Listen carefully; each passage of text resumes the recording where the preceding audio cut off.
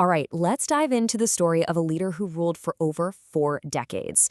A man of real integrity and courage who you could say saved his nation from total chaos.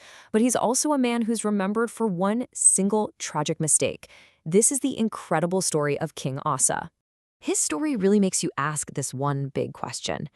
When a society is just falling apart, when everything seems to be spiraling downwards, can one person, just one person, really step in and turn it all around? For the kingdom of Judah, believe me, everything was on the line. So, to really get a grip on Asa's impact, you first have to understand the world he was born into, a kingdom that was teetering right on the edge of collapse. And just look at the contrast here. It's pretty stark. Up in the northern kingdom of Israel, it was just one mess after another.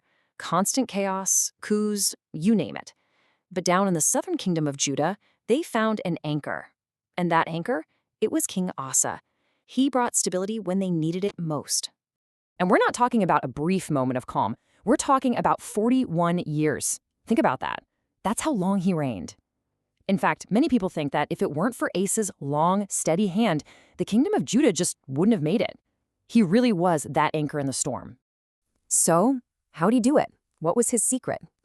Well, it all started with a series of incredibly bold, courageous reforms. The records are crystal clear on this. He was a good man who did what was right. And wow, he did not waste any time. He just systematically started tearing down all the pagan stuff his ancestors had let creep in. He kicked out the shrine prostitutes, he smashed all the idols that were all over the land, and then he made his most daring move of all.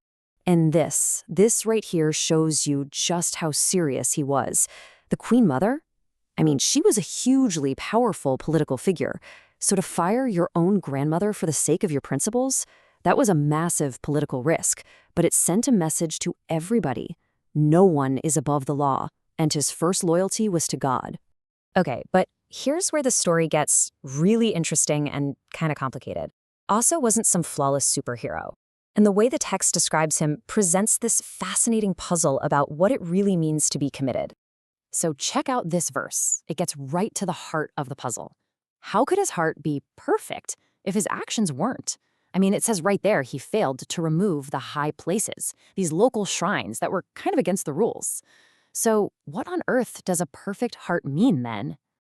Well, the key thing to understand here is that a perfect heart isn't about a flawless performance. It's about complete, wholehearted commitment. Asa was all in. He was totally devoted, even if his execution, fell short sometimes. His commitment was perfect, even if his actions weren't. And for decades, that wholehearted commitment really worked out for him and his kingdom. But even a good king, a guy with a so-called perfect heart, can have a tragic flaw. And now we get to the moment that would really define the rest of his life.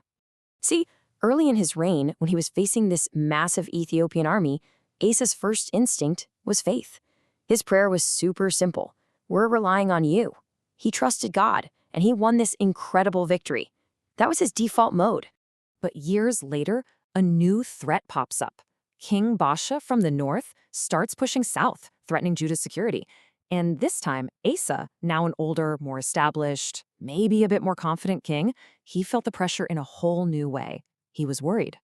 And instead of turning to God like he used to, he turned to politics. He kind of panicked. Instead of praying, he sends this huge bribe to the king of Syria, basically paying a foreign army to attack his enemy for him.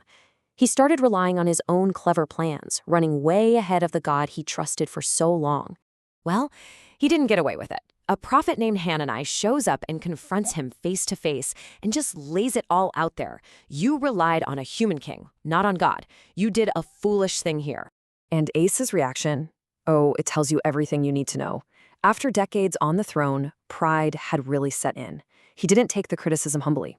Nope, he blew up in a rage and threw the guy who told him the truth into prison. It was just a really dark, tragic turn. So what are we supposed to do with a story like this? It doesn't just end on a sour note. It's actually pointing us toward a much bigger, universal truth, what you might call the lesson of clay feet. One of the most amazing things about these ancient texts is how honest they are. They don't paint their heroes as perfect. In fact, they make it clear that all their heroes have clay feet. Even the best ones, like Asa, are going to fail you. The point isn't that we shouldn't have good leaders, but it's a huge warning. Don't put your ultimate hope in any human, because eventually they will let you down. The story is trying to point our hope to something or someone else entirely. And that really brings us to the final question, doesn't it? Asa gave his nation a future, but his own story ends in this tragedy of pride. It forces every one of us to ask, if even the very best, most committed people among us are flawed, where are we supposed to place our ultimate trust?